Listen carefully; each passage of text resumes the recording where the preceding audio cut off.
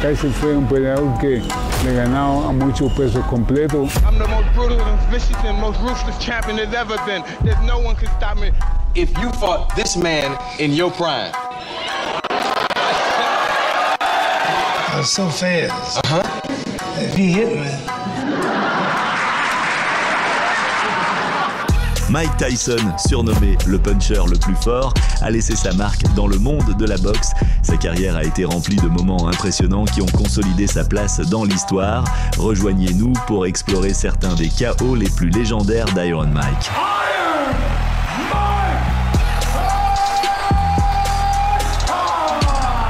C'était en septembre 1986 lorsque Tyson entra sur le ring pour affronter Ratliff. Ce combat a été son dernier avant de lutter pour son premier titre contre Trevor Berbick. Tyson a rapidement compris son adversaire et a démontré sa brillante technique.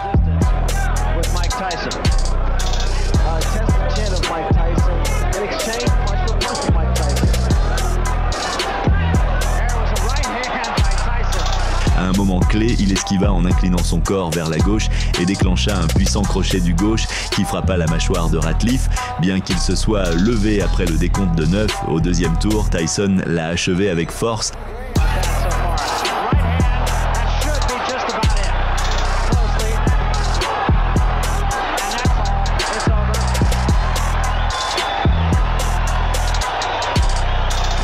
Le 22 novembre 1986, Tyson affronte Trevor Berbick, alors champion du monde des poids lourds.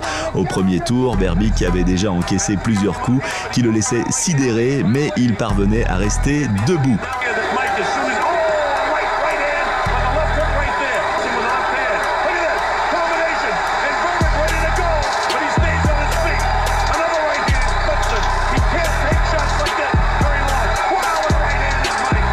Au deuxième tour, Tyson a décroché un uppercut directement à la mâchoire, suivi d'un crochet gauche. Berbick a tenté de se relever à plusieurs reprises, mais est tombé à plusieurs reprises, ce qui a incité l'arbitre à arrêter le combat. Avec cette victoire, Tyson est devenu le plus jeune champion du monde des poids lourds de l'histoire. Le 30 mai 1987, Tyson affronte Pinklon Thomas, un adversaire connu pour son endurance, bien que Thomas ait d'abord résisté aux coups latéraux de Tyson. Au sixième tour, Iron Mike a déclenché une série d'uppercuts dévastateurs à deux mains, l'envoyant sur la toile et assurant une victoire brutale.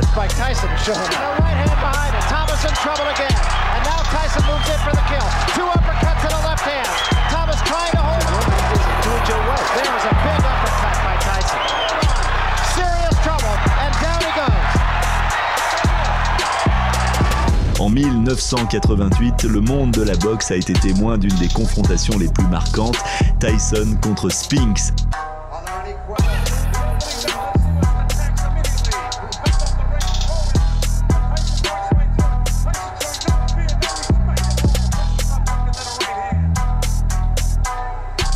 Au milieu du premier tour, Tyson a décroché un crochet droit qui a envoyé Spinks au sol.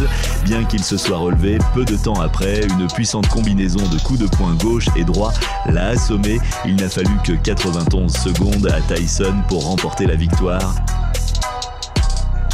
Larry Holmes était un autre adversaire mémorable. Bien qu'il ait insulté Tyson à plusieurs reprises avant le combat, Iron Mike n'a montré aucune pitié.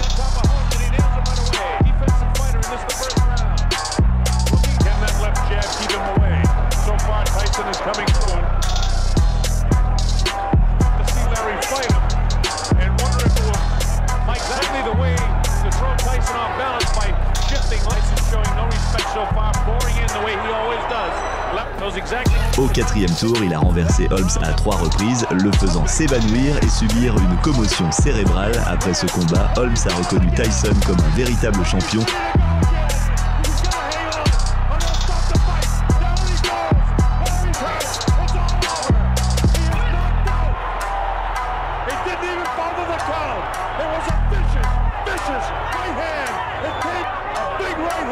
Dans son combat contre Alex Stewart, Tyson cherchait à retrouver sa réputation après avoir perdu son titre face à Buster Douglas.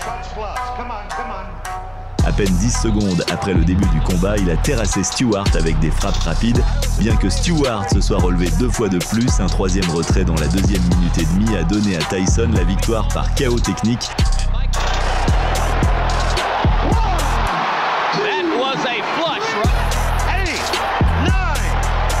up just as the Stewart goes down again. It's over. Or else it's just a question of a few seconds. That'll do it. Knockdown rule has been effective. This fight is over. En 1995, Tyson a affronté Buster Mathis Jr. lors de son premier combat après un passage en prison. Bien que les deux premiers tours aient été lents, dans le troisième, Tyson a décroché une puissante combinaison uppercut qui a assommé Mathis.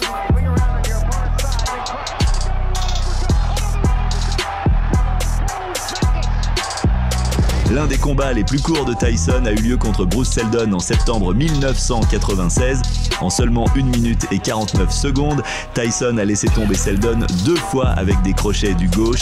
L'arbitre a arrêté le combat et Tyson est devenu champion du monde des poids lourds pour la 3e fois.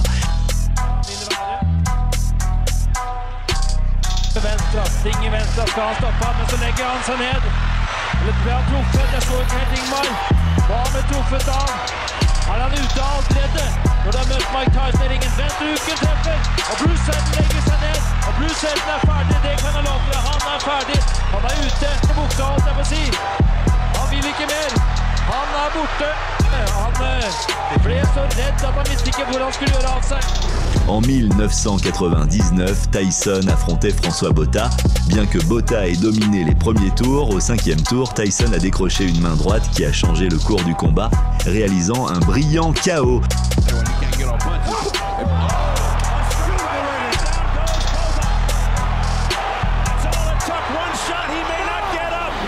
En octobre 2001, Tyson a combattu Brian Nielsen devant 25 000 spectateurs.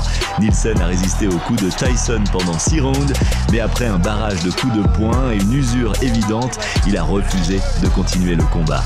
Tyson a gagné par KO technique et a remporté une impressionnante bourse de 13 millions de dollars.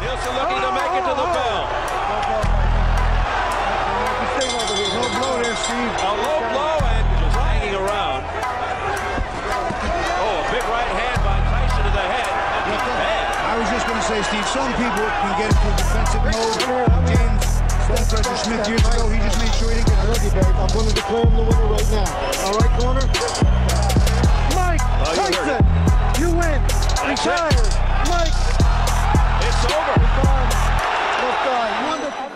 L'un des combats les plus controversés a été celui contre Andrew Golota. Connu pour ses tactiques brutales, Golota a affronté un Tyson agressif dès le début. Après le premier round, Golota a demandé à son entraîneur d'arrêter le combat. Au 3e tour, par sa propre décision, il a quitté le ring, donnant à Tyson la victoire par KO technique. En janvier 2000, Tyson entame le nouveau millénaire en affrontant Julius Francis. Lors du premier round, Francis tomba 2 fois sur la toile.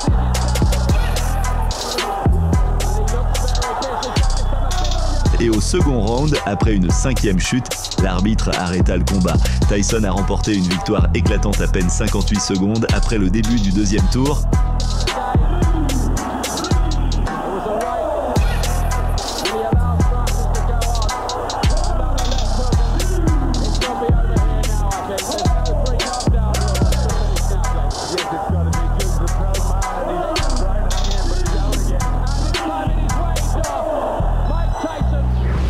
Lors de son combat contre Clifford Etienne le 22 février 2003, Tyson a démontré sa vitesse et sa puissance.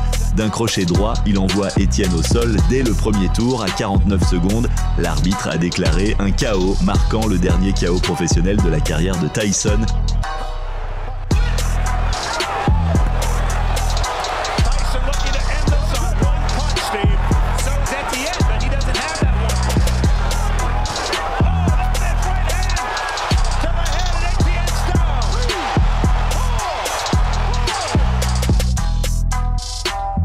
Ce sont quelques-uns des moments qui ont défini la carrière de Mike Tyson, un boxeur dont la force et la technique ont fait de lui une légende sportive. Faites-nous savoir dans les commentaires lequel de ces KO est votre préféré et lequel, selon vous, aurait dû figurer sur cette liste.